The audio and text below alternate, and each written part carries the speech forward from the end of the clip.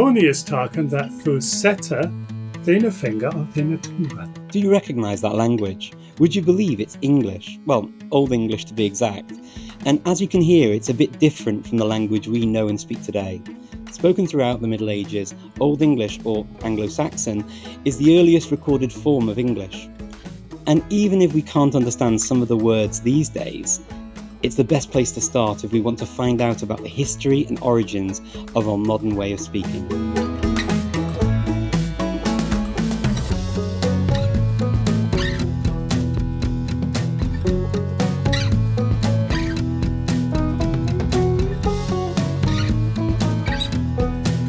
Welcome to the Language Podcast. I'm Richard Simcott.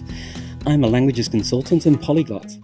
I started learning languages at the age of 5 and have never stopped. To date, I've studied over 50 of them, so it's no surprise you're finding me here hosting a podcast where we'll be discussing the ins and outs of the one thing that makes us uniquely human: language. The first season is devoted to the evolution of English. We'll be exploring the roots of our language, how it has changed over the years, and where it might be headed in the future. So we're starting by taking you right back to the roots of the language, and I truly can't think of anyone better to talk to us about this subject than Dr. Mark Atherton. He's a senior college lecturer at the University of Oxford, where he teaches Old and Middle English. And he's also the author of the Teach Yourself course, Complete Old English, a comprehensive guide to reading and understanding Old English with original texts. Mark, thank you for joining me. So how do we define Old English in terms of grammar and vocabulary? What is Old English? Well, in a way, you could say that Old English is still with us. It's the English that was spoken 1,000 years ago. It was passed on down the generations. And so in one sense, it's just English. It's the language that each generation has been passing on. But of course, languages change over time, sometimes gradually, sometimes in leaps and bounds. So actually, Old English is different to modern English. Quite a few of its sounds are the same. The basic vocabulary we use today for things like counting, 1, 2 and 3, or 4, 5, 6, 7, 8, 9. This is recognizably English. It sounds a bit different. And then parts of the body, my head is a hefod, my eyes are eagan, nozu, mouth, earen. So the everyday words that we still use in our conversations to join words together, words like but and I and you, he, his, her, him, these kind of words, they've been in the language all the time and we use them all the time. But historical events have changed English as well. So we've had outside influences on the language.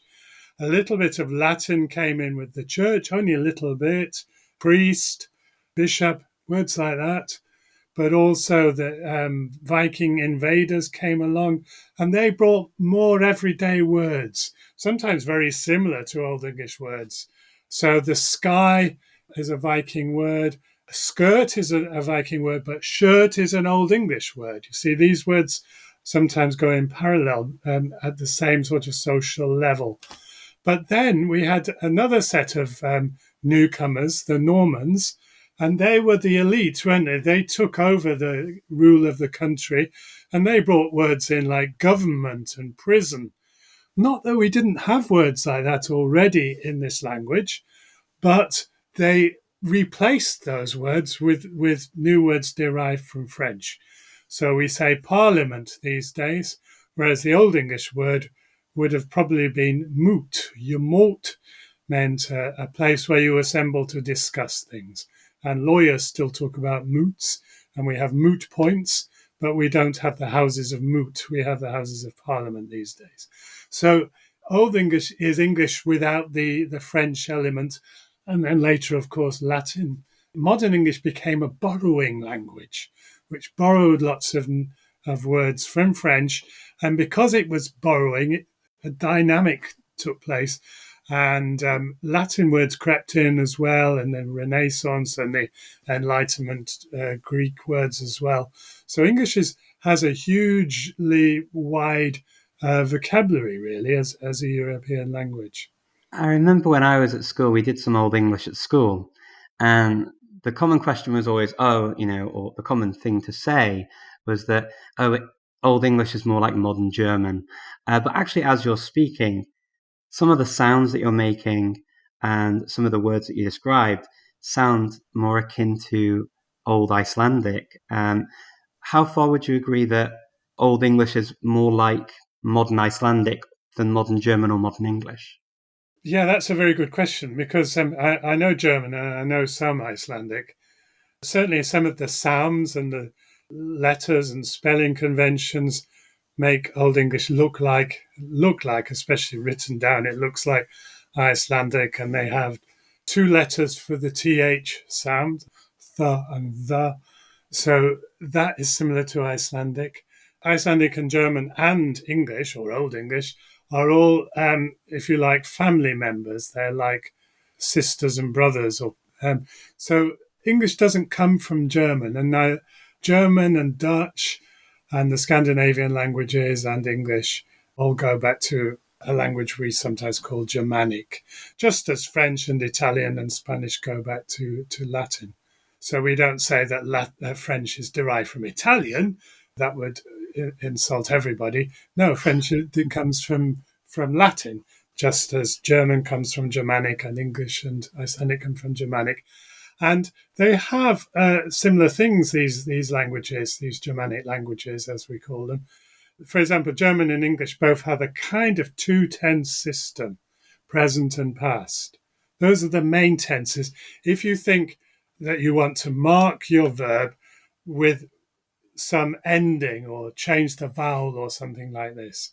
So we say in modern English, sing, sang, sung. And in Old English, it was sing, well, there's a th in the present tense, singeth, which you still find in Shakespeare. And the past tense was sang and sung on, and the past participle was sungen. It's similar to German, isn't it? Ich singe, singt. Past tense, ich sang, I sang. Ich habe gesungen, I have sung. So these connections are built into the grammar systems of these three languages, which make them similar. They also have things like gender. So all nouns are grouped either as masculine, feminine, or neuter, and that affects the endings and the word for the that you use with them and so on. And they have case endings. And we don't really have that anymore in modern English. So another difference between modern English on the one hand and these other languages, and modern English and Old English, is that we have to use word order in a more fixed manner if we want to know who is doing what to whom. You could just mark the word in Old English, as you can often in German or Icelandic, to show that it's to that person. We can only really do that with him or her in modern English. This present is for him. You can't say this present is for he. You have to change he to him. But those kind of changes happened with other kinds of words in Old English and in German, of course. So really, I think probably some of the ideas of it sounding more like German in terms of the language and closer to German is probably more to do with people remembering their German lessons at school. That's And, right, and, yeah. and you mentioned a bit about how Old English started taking on borrowings from different languages. Yeah. And of course, when you talk about the Norman invasion, we often think of 1066, Battle of Hastings. It's something that is in everyone's mind, everyone's consciousness. We all have that date in our brains if we're from the UK. But then I think you're moving towards this idea of a Middle English where you talk about Shakespeare and the like. Where are the differences really between this delineation of Old English, Middle English, and Modern English? Can we put a line through where they begin and end? So there are stages where the language seems to be in transition. I don't think they necessarily thought it was. And in different parts of the country, it may have been different. They always talk about how in Kent, the language was very traditional and unchanging for much longer and looked more like Old English in Chaucer's time. But what has happened is that the education and government of the country has changed after 1066. And so the country of England became a trilingual country, at least trilingual, we could say, because three languages in spoken and in written use were Latin, French, and English, probably in that order of prestige. And French was used at the royal court for speaking. Latin was used, as it had been before 1066, for international communication, for the church, for science, for knowledge. If you're a member of the educated elite and you traveled, you might have used French, but not necessarily. You might have used Latin to get by. In terms of literary language, really we're talking a lot of stuff was produced in Latin and French in those times when Old English was around. Yes, that's right. So at first, Norman French wasn't really written down. So you could almost say that they looked, oh, look at all these writings in Old English and got the cue from the culture that they'd conquered. But the Norman way of writing French, or the medieval way of writing French, influenced English as well. So we have a word like hus, which means a house, and hus it was spelled Hus in Old English. But with the French scribes coming along, they changed the spelling. If you know any French, like rouge, the stuff you put on your face, is spelt with an OU to represent that sound. If you think in terms of sounds, it's often very useful as thinking phonetically. So the oo sound was represented in Old English by a u, oos, and in Middle English spelling it was ou, which they'd taken that spelling convention from French to represent a similar sound. So house in Chaucer's time was still pronounced hoose. You mentioned Chaucer because Chaucer's obviously a very famous name when it comes to Old English literature, and I think it'd be hard pressed to find people who haven't heard of Chaucer. But are there other surviving works in Old English that are particularly dear to you? Do you have any favourites, and why are they your favourites? Yeah, if we're going way back into Old English, Beowulf, of course, is one of the classic, or perhaps the classic text in Old English, a kind of epic poem with a bit of an elegy attached to it at the end. But it's all about the individual developing strength of will and courage. It's a story about a hero facing monsters, as well as a story about kings and dynasties and courts and courtliness. It's how to behave in this world. So it's also about youth and age. When you're a young man, it's good to take risks, go travel to another country and face the enemy, which happens to be a monster, rescue that country, if you like, from danger.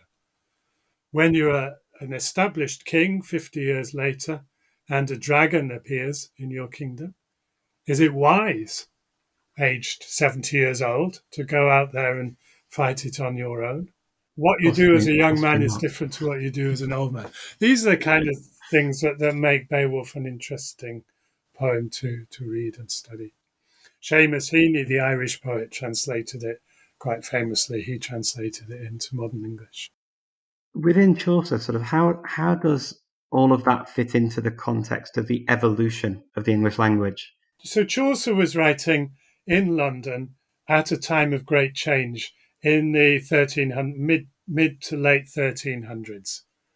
Okay, so we've had a very well established feudal society, but there was the Black Death, there was the war with France, things were changing, and there was a lot of social mobility and people moving up in society.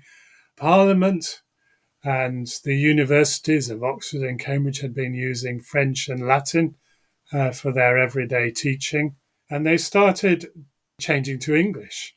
Chaucer seems to have started his career writing in French for the royal court, but he wrote his first big poem, The Book of the Duchess, for the king's uncle.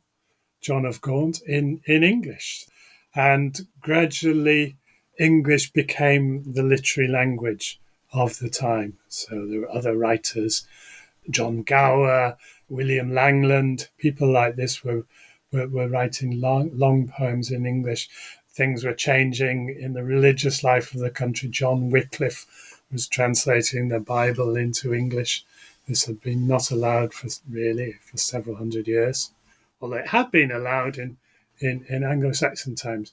So a lot was going on. And as English took over in Parliament and the universities and so on, they borrowed a lot of French words into the language because they were in everyday use. So if everyone was calling it parlement or parliament, then that word is going to stick. This is the Houses of Parliament. They've been called this since at least 1100 or maybe back to 1066, 1067. They started calling it Parliament. So that word didn't get changed back into its older English word, moot. It's just stuck as Parliament. And all sorts of words to describe the life of the 14th century in literature were borrowed into the language from French. So we get a situation where suddenly it seems that the language is expanding in the 14th century. And of course, a lot of these French words have stuck in the language today. And this is why we have such a mixed bag of words sometimes. We say king, but what's the adjective to go with king? Well, actually, it's the French word royal, isn't it? That comes from the word for a king in French, roi, royal. And you can also say regal, and that comes from Latin. I've got to ask, I find it interesting because you mentioned words that how they were spelt and how they were said in Old English, like Yeah. who, you've mentioned who's, you've mentioned moot, which are words that probably most people wouldn't be aware of. But how certain can you be of the way they sounded in Old English? Of course, it's not possible to be absolutely certain, but we can start in modern times and compare English with other languages. We can also look at the history of the language and how the spelling gradually changed. If you look at a word like Greenwich, as in Greenwich Mean Time or Greenwich in London, it was spelt WIC in Old English. After 1066, the French scribes added an H. That tells us something about the way IC was pronounced. The word ship was spelled SCIP in Old English. SCIP. You might think, well, how did they pronounce that? We don't know, do we? Well, we can see what happened after the Norman scribes arrived and started spelling with an H, and that's how it's spelt today. It's ship. So we work out then that SC must be the combination of letters to represent the sh sound, which is a single sound in phonetics. We can also think in terms of way back when the kings of Kent and Northumbria were in the year 600 were converted to Christianity by missionaries from either from Scotland and Ireland or from Italy and France. And what did they do? They wrote down the laws of the kingdom in Old English, and the scribes must have been churchmen, and they adapted the Roman alphabet to writing Old English. So what did they do? Well, it's a lot of comparison, isn't it? You say, well, you might object, well, we don't know for sure how Latin sounded. Well, there's been a lot of comparative work by linguists on all this. If we start with the first letter of the alphabet, in most European languages, it's pronounced with some variant on ah. These variants on that sound. We can be fairly sure that that was the sound in Latin as well. Similar with things like D and T or P and B.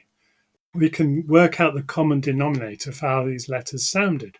So we can see how these Latin scribes, these foreign scribes writing in Latin, are trying to use the Roman alphabet to represent English on the page. And they had problems, of course, with the sound of thin, this thin thorn tree, and so on. So they had to introduce new letters. Well, there was the runic alphabet, which provided one of those letters. It's called thorn, actually, that letter. And it's still used in Iceland today as to represent the voiceless th sound that you get at the beginning of thorn. And the other one they used was a letter D with a line through it to represent the that we say in this. So it's a question of comparison gradually and historical work and looking at dialects and other languages. And that gives us a fairly decent idea of how it sounds. Let's take a quick break to let you know that this episode is sponsored by Teach Yourself Languages. Whether you're learning for cultural curiosity, travel, business, school, love, or friendship, Teach Yourself puts you in charge of your language learning journey. Listeners of the Language Podcast receive a special 30% discount on Teach Yourself language ebooks, including Mark Atherton's Complete Old English. Just follow the link in the show notes. With expert authors, 85 years of publishing experience, and more than 70 languages and counting, you can start learning today with Teach Yourself. Now, coming up, Mark will tell us about the people who still speak Old English to this day. But I want to ask, we've heard many great expressions from Old English. Are there any that stand out for you? Or any you'd like to bring back? Leave me a message in the comments below. So clearly we can hear that there are differences between Old English, Middle English, and Modern English. But as these are really just evolutions of the language, can they technically be viewed as the same language? It's a difficult question, really, because you can think about different styles and registers of language. You know, that you've got the language of everyday conversation, colloquial language. And sometimes that feels like it hasn't changed for centuries and centuries, not much. Especially when you think about all the different dialects and accents there are for speaking English all over the world. In Lancashire, where I come from, they used to use me and thee quite a lot. You know, that singular pronoun thee or thou.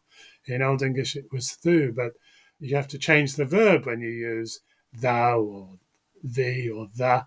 You have to say, where art thou going? Where art thou going? You know, and where wilt thou gangan is a phrase that comes to mind in Old English. You can hear the connections there. But if you talk about more abstract ideas, like there's a word mode, which meant mind or spirit or courage in Old English. And Old English, like German and I guess Icelandic as well, often would take a basic root word like that and add endings onto it to create new words. We can still do that in modern English, but we often have taken another word and borrowed from French or borrowed from Latin to express the same idea. So let's take this word mode. It's actually, and you could go modi, it meant courageous. Well, it's changed its meaning in modern English because mood and moody have different meanings. They don't mean courageous. If you're a moody person, you're not necessarily courageous as well. But that's the origin of it. But you could, in Old English, there's a word in the Battle of Maldon, this another epic poem which I've written about, and it accuses the leader of the English at one stage, just for a little moment, accuses him, and mostly it's praise and commemoration. It accuses him of having too much overmood. Now, if you have too much courage, that is actually pride. And we find another word in Old English, overmodiness. We find it in sermons written by the church. Overmodiness is the sin of pride. Now, the actual word pride in modern English has come in from French. Slightly roundabout route, but that's, I think, where it came from originally. So we don't say overmodiness anymore. There's another one as well for laziness, which I quite like, slack-modiness, which that means lazy-mindedness, slack-mindedness. But we don't. Some of these lovely expressions have alas, perhaps, It's just an aesthetic thing. I quite like them, and I wish we still used them. And there have been people in the past who've tried to reintroduce some of these words. In the Elizabethan period, they started talking about inkhorn terms. Too many scholars were introducing into their written English these flowery words. They're just inkhorn terms that you use when you're writing, and nobody actually speaks them. Let's go back to Old English and revive our language, and people like William Morris and who else in the 19th century. There were one or two poets who wanted to bring in more Old English words. The good example is Tolkien, who was a professor of Anglo-Saxon at Oxford University. And I think he kind of regretted that Norman conquest, spoiled the aesthetic of English to a certain extent. That would be his view. George Orwell was another who thought that there were too many big words being used by speakers in order to obfuscate, to use a Latin term, to make their language less clear, make it more ambiguous. Politicians like to use it. George Orwell wrote an essay called Politics in the English Language, where he suggested we should use older, plainer style of speaking to say what you mean. And we've talked about sort of how Old English has changed and what things you'd like to bring back. But are there people who speak Old English? Like, you get these Latin groups or Yeah, ancient Greek groups where they still learn it and they speak it together and they play with the language. Does that exist for English, Old English? there's a word in the Old English poems, sydd, which means a journey. And if you put a prefix and an ending on it, the prefix is y. Yosida is someone who travels together, a companion. And there is a society called the Englischen Yosidas, the English Companions or the Old English Companions. And they like to meet up and they revive the art and metalwork of the period. And I think they do battle reenactments and recipes. And I think they also have conversation groups for Old English as well. Look them up online if that is something that attracts you. So there are, but I don't think it's as strong as Latin because Latin is a language which people say it's a dead language, but in my opinion, it's not. It's been around in use all over the centuries after the fall of Rome.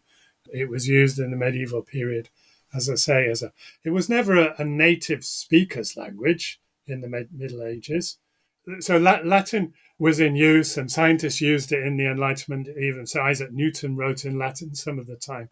So Latin has been a language which has been around in the schools in the 19th century. People learned to write poems in Latin. They could travel abroad and speak Latin even in the 19th century or the 20th century. So I think there's more of a tradition of doing it with Latin. So maybe Old English is a bit more like ancient Greek, and it needs people to go out there and join the English companions. And if people did want to do that, how easily can someone learn Old English?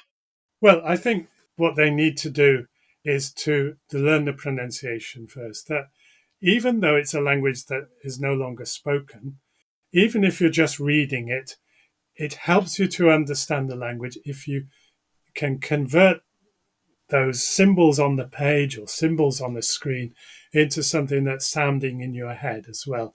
It adds rhythm to it. You see the connections with modern English.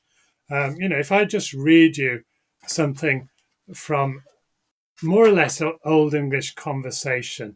So monks in a monastery, and they're explaining in a written text, but it's fairly colloquial, the signs that you have to use with your hands during the silent periods in the monastery when you had to be quiet, during meals and so on. You want some honey, you can do a sign which is this.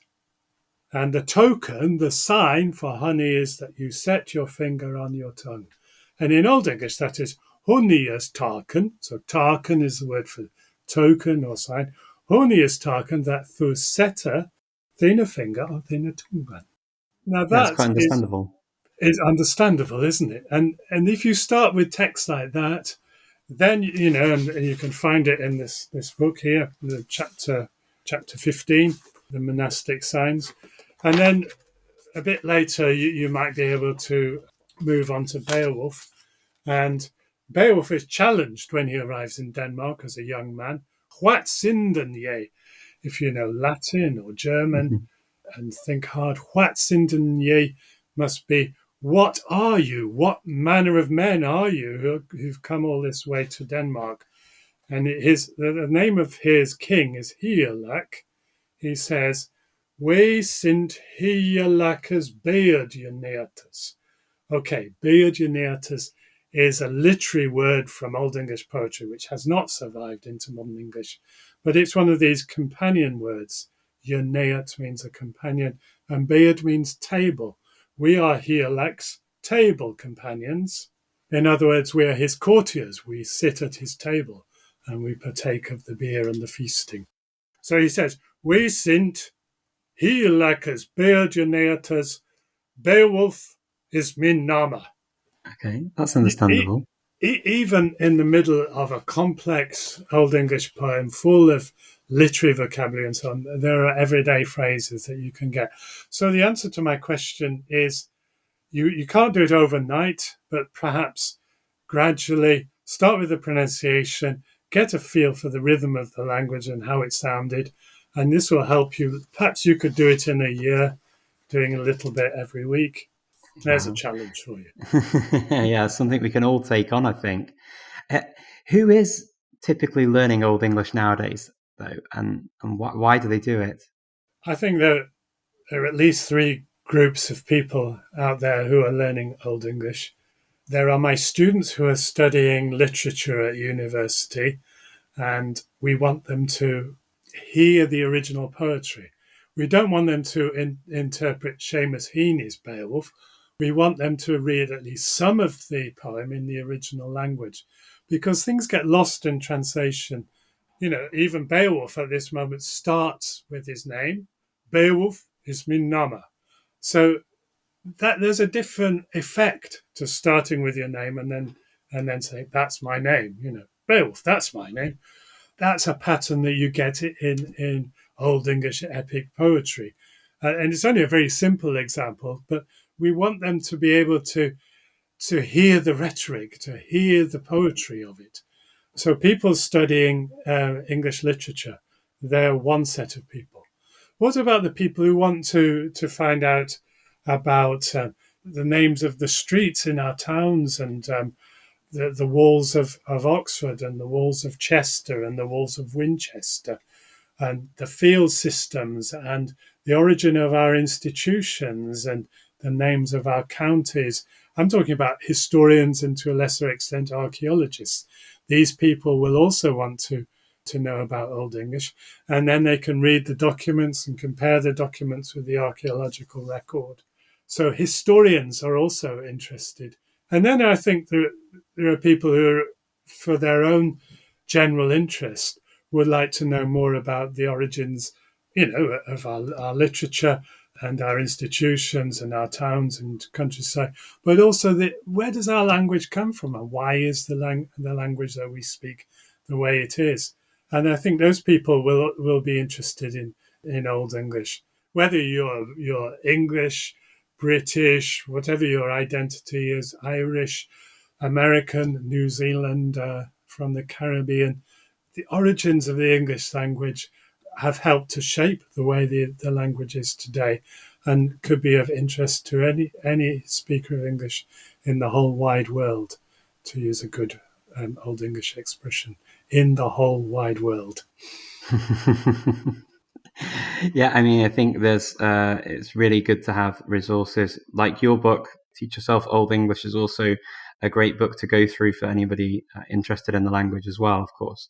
Whenever you talk on this topic, whether it's with students, whether it's with just people down the pub or wherever you are, is there something that typically surprises them? I suppose some people are surprised to find out that everyday spoken Old English could actually sound quite close to modern English. Another thing is that we use a lot of names, you know, names of people, personal names, names of towns and villages and fields, and to realize that they have meanings, that can be a surprise. and that you can actually tap into those meanings fairly quickly once you've started to learn Old English. That can be a surprise to some people. Some people are surprised by the way English has changed, the fact that it's borrowed all these words from French and in later times. Some people like the idea that, that in Scottish English or in Scots, that hoose is still the old pronunciation. Or, for example, in Scots, that they still say, or in Northumbria, they still say bairns for the little kids, the little children, because that's the old word for children, the old word for baby. And baby is a modern word which came in several hundred years ago. But the old word is bairn, and it comes from the verb bear, to bear a child. Yeah, there are all sorts of surprises depending on the person, I guess. And is there a specific piece of information that you particularly enjoy sharing? I think it's interesting sometimes to realize that you can get wrong ideas. Some people, when they hear, with this ring I thee wed, oh, so thee is very formal English, is it? Because it's used in the old fashioned wedding ceremony.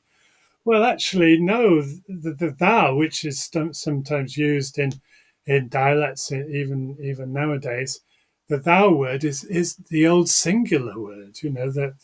That is still preserved in many European languages as tu or du, and so that's the old word which was singular, and then it was the ye, yo, ye, and you, which is the formal word. And modern English has normalized the formal word, and we just say you nowadays. So in the English speaking world, you is very common. It's very easy to be informal when you're speaking English.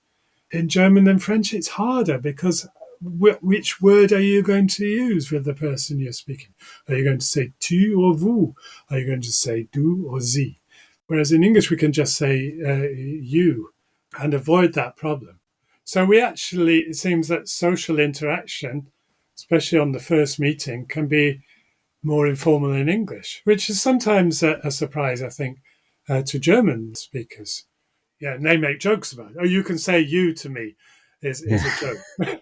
Because, of course, we've only got one word for you, and we don't have to specify which word we use.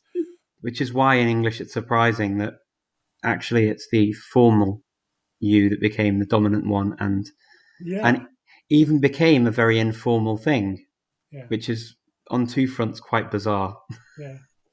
But as I say, the old thou, the thou form, even in Yorkshire and Lancashire, it tends to be me and thee or thanos and so on. But I think even in the 1980s, school teachers were worried that their kids in the primary school were saying me and thee to the teacher, and they thought that wasn't quite correct to do that. That's what I heard anyway. I love it. Thank you so much, Mark, for joining me today and for sharing your knowledge and experience of Old English. It's been great to get an insight into the origins of our language. Thank you very much for inviting me, Jodie.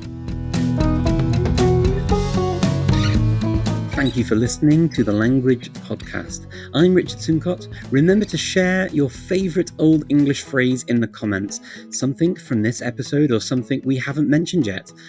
I'd love to hear which phrases you'd like to bring back into use. And if you have enjoyed today's podcast, please give us a like and hit the subscribe button. If you enjoyed listening to Mark, maybe you'll want to start learning Old English yourself with Mark's Teach Yourself coursebook. Or check out his latest book about the Battle of Maldon, an historical Viking invasion that took place in the year 991. Coming up in our next episode, we'll be talking to Jess Zafaris about Middle English, the language that succeeded Old English following the Norman conquest of 1066. And for a special treat, you might be surprised to learn that Mark sings in a band and he writes songs based on Old English poems. Here he sings a tune based on the Old English poem Riddle 60, and you'll find a link to the original video in the show notes.